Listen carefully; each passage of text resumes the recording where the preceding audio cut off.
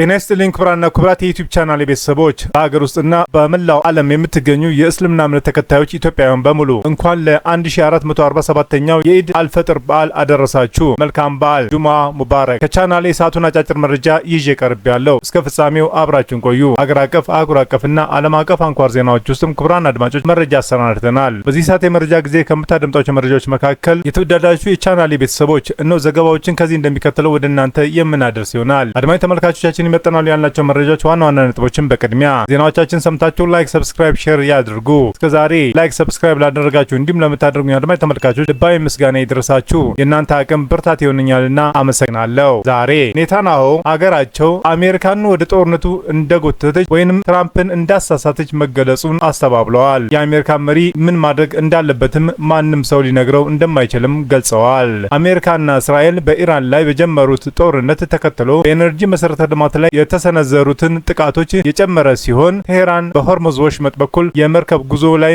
ምላሽ ሰጥታለች። እንዴት አይነት ምላሽ ሰጠች? ዛሬ በግሪክ ኩባንያዎች ባለቤትነት የተያዙ መርከቦችን ጨምሮ በርካታ ከኢራን ጋር ግንኙነት የሌላቸው መርከቦች በሀገሪቱ ወደቦች ላይ ደርሰው ነበር። አንዳንድ መርከቦችም ወሽመጡን በተሳካ ሁኔታ ለማቋረጥ ከወትሮ የበለጠ ረጅም መንገድ እየተጓዙ ነው። ቀሪ መርከቦች በምን ደረጃ ላይ ናቸው? እንዴት በሰላም ማለፍ ይችላሉ?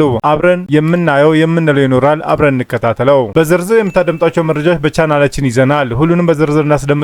እስከ ፍጻሜ ቆዩ። ዝርዝር መረጃውን ያድምጡ ግብዣዬ ነው። ሁሉንም ከኢትዮ ፍቅሩ ዜና ወደሚደርሳችሁ ዝርዝር መረጃ ያለፍኩ አብረን እንቆይ።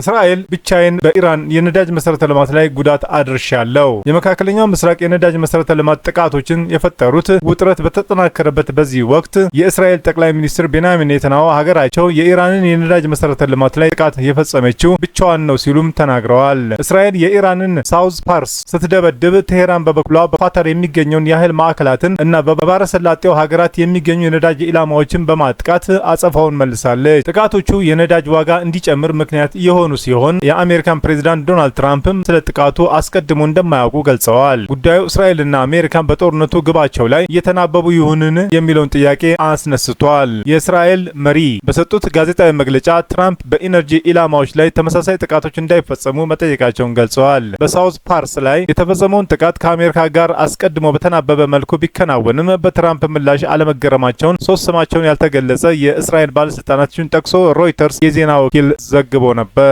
100 ሚሊዮን በርሜል ከሚሆነው የዓለም ዕለታዊ የነዳጅ ፍጆታ 1/5 የሚሆነው በኢራን የባህር ዳርቻ ክፍል በሚገኘው በሆርሙዝ ወሽመጥ በኩል ይጓጓዛል። ኢራን በዓለም ላይ ትልቁን የተፈጥሮ ጋዝ የሚያቀነባብረውን ፋብሪካ ጨምሮ በኳታር ራስ ላፊያ የኢንዱስትሪ አካባቢ ላይ ጥቃት ከሰነዘረች በኋላ ኳታር ኢነርጂ 17 በመቶ የሚሆነው አቅሙ መጎዳቱን አስታውቋል። የኳታር ጠቅላይ ሚኒስትር መሐመድ ቢን አብድራህማን አል ታኒ ጥቃቱ በዓለም አቀፍ የኃይል አቅርቦት ላይ ከፍተኛ ተጽዕኖ እንደሚያሳድርም አስጠንቅቀዋል። በጣም አደገኛ ሲሉም ጠርተውታል። የኢራን የውጭ ጉዳይ ሚኒስትርም አባስ አራጊች በበኩላቸው ኢራን መሰረተ ልማቷ እንደገና ከተመታ እጇን አጣጥፋ እንደማትቀምጥም ተናግረዋል። ግጭቱ ከጀመረበት ጊዜ ጀምሮ እየጨመረ የመጣውን የነዳጅ ዋጋ ኢራን በኳታር ላይ የደረሰችውን ጥቃት ተከትሎ በፍጥነት ጨምረዋል። ይህ በእንዲህ እንዳለ አሜሪካን በነዳጅ ገበያዋ ላይ የተፈጠረውን ጭማሪ ለመቆጣጠር በኢራን ነዳጅ ላይ ያጣለችውን የተወሰነ ማዕቀቦች ለማንሳት እያሰበች መሆኑን ታውቋል።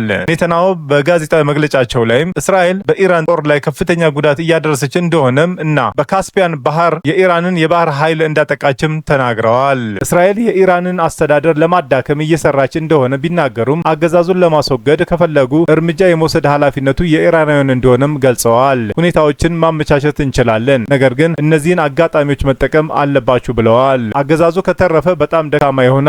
ለ10 ዓመታትም የገነባ ኢንዱስትሪዎችም አይኖሩም። በሰሜናዊ እስራኤል ሃይፋ በሚገኝ የነዳጅ ማጣሪያ ፋብሪካ ላይ ኢራን አደረሰችው በተባለው ጥቃት ምክንያት እሳት መፈጠሩን ታይቷል። የእስራኤል የኢነርጂ ሚኒስቴር ኤሊ ኮሂን በሰሜን የሀገሪቱ የኤሌክትሪክ መሰረተ ልማት ላይ የደረሰ ጉዳት ጉልህ አይደለም ብለዋል።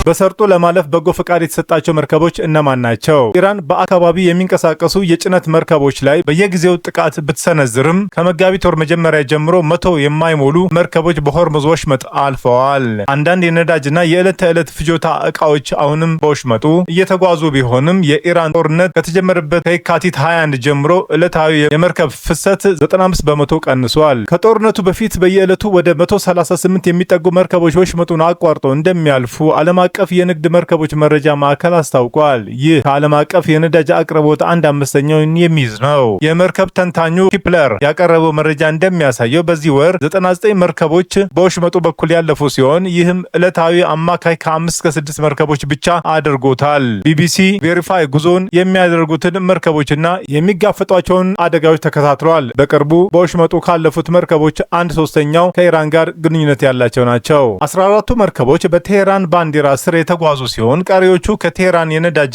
ንግድ ጋር በተጠረጠረ ግንኙነት ምክንያት በማዕቀብ ስር ያሉ መርከቦች ያካትታሉ። 9 መርከቦች ከቻይና ጋር ግንኙነት ባላቸው ኩባንያዎች የተያዙ ሲሆን 6ቱ ደግሞ መዳረሻቸው ህንድ እንደሆነ ታውቋል። የፓኪስታኑን ባንዲራ የሚያውለበልበው የነዳጅ መርከብ መጋቢት 15 ቀን በወሽመጡ በኩል ሲያልፍ በስፋት ጥቅም ላይ የሚውለውን መንገድ ከመጠቀም ይልቅ ወደ ኢራን የባህር ዳርቻ ተጠግቶ እንደተጓዘም ይጠቁማል። መርከቧ በኢራን ለተቀመጠው አቅጣጫ ምላሽ እየሰጠች ሊሆን እንደሚችልም በአሜሪካው የራድ ኮርፖሬሽን ከፍተኛ ተመራማሪ የሆኑት ብራድሌ ማርቲን ተናግረዋል። መንገዱ ፈንጂዎች መኖራቸውን ወይንም ደግሞ የኢራን ባለስልጣን መርከቧን ለመለየት ቀላል እንዲሆንላቸው የሚያደርጉት ጥረት አካል ሊሆን እንደሚችልም ተናግረዋል። መርከቦቹ አቅጣጫ እንዲቀይሩም በማስገደድም ወደ ኢራን የውሃ ክልልና የቴሄራን የባህር ህግ እንዲገቡ እየተደረገ ነው ሲል የዊንድ ዋር የባህር ኃይል እና አናሊቲክስ ባልደረባ ሚሺ ዊሴ ቦክማን ተናግረዋል። በእኔ ግምት ኢራን የጥቃትና የቦምብ ፍርሃት በመጠቀም የባህር ወሽመጧን እየዘጋች እና እየተቆጣጠረች ነው። ለዚህ ነው ሁሉም ዓለም አቀፍ መንገድ ከመሄድ ይልቅ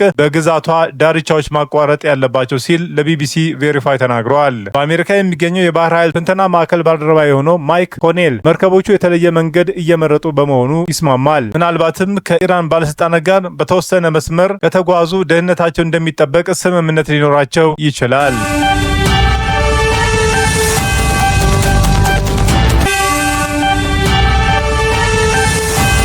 መርከቦቹ የገጠማቸው ችግር ምን ይሆን? ጦርነቱ ከተጀመረ ጊዜ ጀምሮ በኢራን የባህር ዳርቻ ላይ የተጠቁ 20 የንግድ መርከቦች መኖራቸው ቢቢሲ አረጋግጧል። ሁሉም ግን በሆርሙዝ ወሽመጥ አቅራቢያ አልነበሩም። መጋቢት 2 በታይላንድ የሚንቀሳቀሰው ግዙፉ ማዩሪ ናሪ መርከብ ለማለፍ ሲሞክር በሁለት ሚሳይሎች ተመቷል። ከ23ቱ የመርከብ አባላት መካከል 3ቱ እንደሞቱ ይታመናል። መርከቧ በተመታችበት ወቅትም በሞተሮ ክፍል ውስጥም ሳይያዙ እንዳልቀረ ይገመታል። የመርከቧ ባለቤቶች ለቢቢሲ ቬሪፋይ እንደገለጹት የተረፉት መርከበኞች መመታታቸውን ባህር ላይ አሳቃቂ ሁኔታ አሳልፈዋል ብለዋል። በግሪክ ባለቤትነት ስር የሚገኘው ስታር ግዋይኔዝ እና የአሜሪካ ኤስ ሳፌስ ቪሺን በተመሳሳይ ቀን ጥቃት ደርሶባቸዋል። የንግድ መርከብ መስመሮች የጦርነት ቀጠናውን ሊሆን አይገባም ሲሉም የኤም ሳፌስ ቪሺን ባለቤት ለቢቢሲ ቬሪፋይ ተናግረዋል። በጥቃቱ አንድ ሰው ሞቷል። 28 የመርከቧ አባላት ከሚቃጠለው መርከብ ለማምለጥ ወደ ውሃ ውስጥም ለመግባት ተገደዋል ሲል ኤስቪ አንቸን ተናግረዋል። እነዚህ ባለሙያዎች ወታደራዊ አይደሉም። ዓለም አቀፍ የንግድ እንዲሳለጥ የሚያግዙ ባለሙያዎች ናቸው።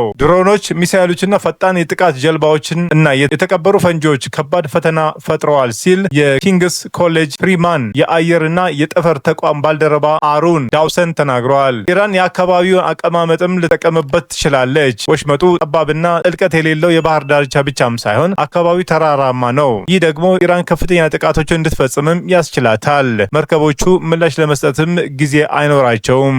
እንዳይታዩ ለማድረግም በሚደረገው ሙከራም በርካታ መርከቦች ሆን ብለው ኤአይኤስ አውቶማቲክ መለያ ስርዓትን የተሰኘውን የመከታተያ ስርዓቶች እያጠፉ ያሉ ይመስላሉ።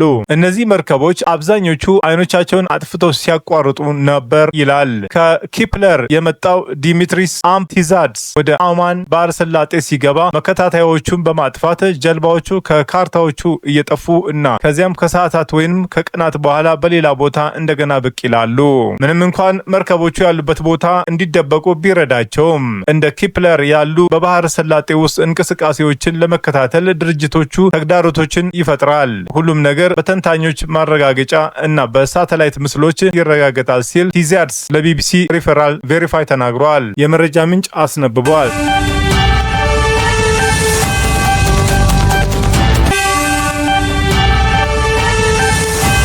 ቻናሌን ስትከታተሉ ስለቆያችሁ ታላቅ አክብሮት አለን። ውድ የቻናሌ ተከታታይ ቤተሰቦች በመላው ዓለምና በሀገር ቤት ላላችሁ ሁሉ በየዕለቱ ስኬት እንዲገጥማችሁ እንመኛለን። ዜናዎቻችን ሰምታችሁ ላይክ፣ ሰብስክራይብ፣ ሼር ማድረጉ እንዳይዘነጋ እንዲሁም ድጋፋችሁ አይለየን። በሌላ መረጃ ተመልሰን እስክንገናኝ በያለንበት ቦታ ሰላምና ጤና ይብዛልን።